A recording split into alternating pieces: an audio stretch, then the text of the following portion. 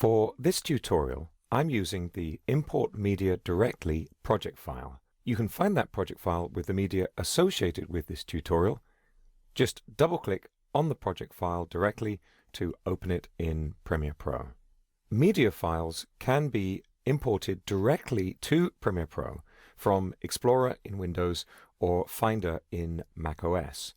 Generally, you're going to want to use the Media Browser panel to import media, especially if you're importing fragmented media file types like OP Atom MXF files. But if your media is self-contained, like QuickTime movie files or MP4 files, you can drag them directly from Explorer or Finder. It's worth noting that by default, Premiere Pro uses the file path and file name to connect clips in the project with the original media files in your storage, rather than copying them to a unified project folder. This makes it valuable to pre-organize your media files.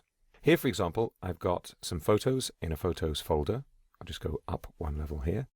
And I've got some video clips in a video folder. Some of these are set near a bridge, some in a lounge, some in a garden, and I've got a P2 file drop. That means I've got the contents of a P2 folder from a Panasonic camera.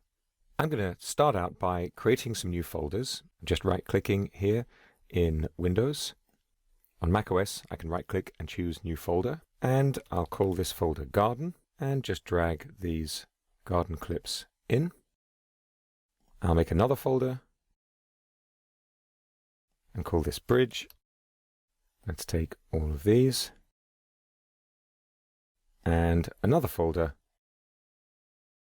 called Lounge. Let's take these and drop them in there as well.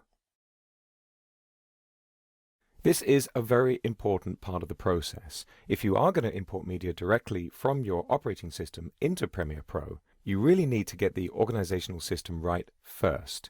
It's going to make it much easier for you to locate media later on. It'll make it easier to archive and to manage the project in general. Plus, there's a shortcut for creating bins, which I'll show you in just a moment. First of all, directly inside of Premiere Pro, I'm going to go to File, and I'm going to choose Import. This is Control-I on Windows or Command-I on macOS. Now you can see I'm already in my media folder. I'm going to go into my video folder, and let's just take this Bridge folder. Notice that I'm selecting the entire folder and not the clips inside of it, or rather, more specifically, the media files inside of it. Having selected the folder, I can either choose Open, which will browse inside of it, or I can choose Import Folder. On macOS, this just comes up as an Import button. I'm going to choose Import Folder, and right away you can see what's happened. I've got a bin inside of Premiere Pro that matches the folder name, and if I expand the contents of that folder, you can see I've got those 3 clips imported. These are MP4 files, so they're self-contained video and audio files. Again, this will only work properly if you're importing these kinds of self-contained files. I'm going to get back into the same dialog box by double-clicking on the background of the project panel. And now I'm going to navigate up a little, and I'm going to choose this P2 folder. This is the contents of a P2 card. And now I'm going to choose Import Folder again.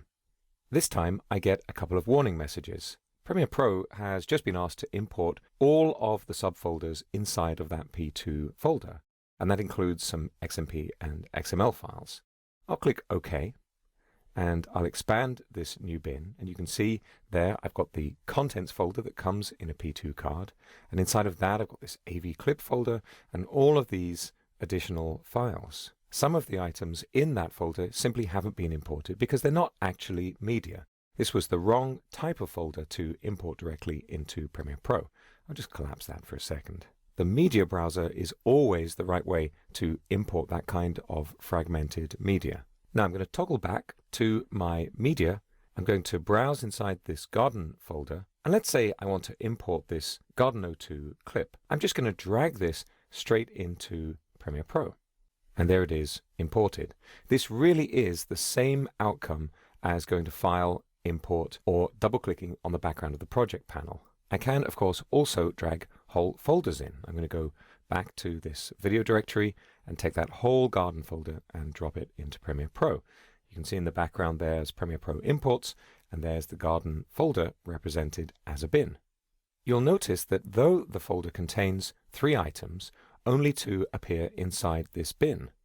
And that's because of a very interesting and useful user preference.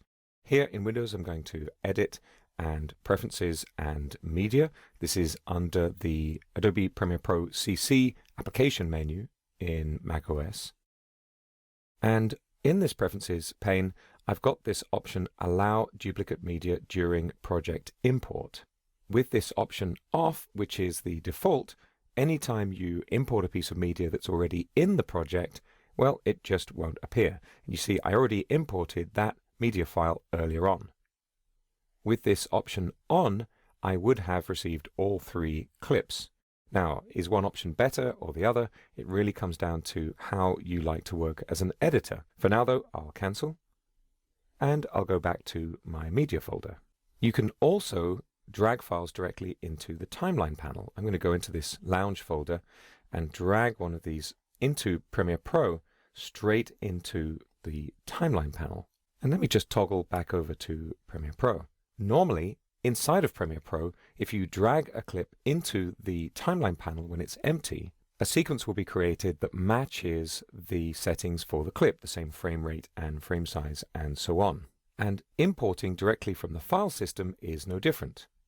I've now got that clip in a sequence named after the clip, TAS Lounge 003. There's the sequence in the project panel, and there's the clip that I've just imported. There is a rule in Premiere Pro that any clip incorporated into a sequence must appear in the project panel.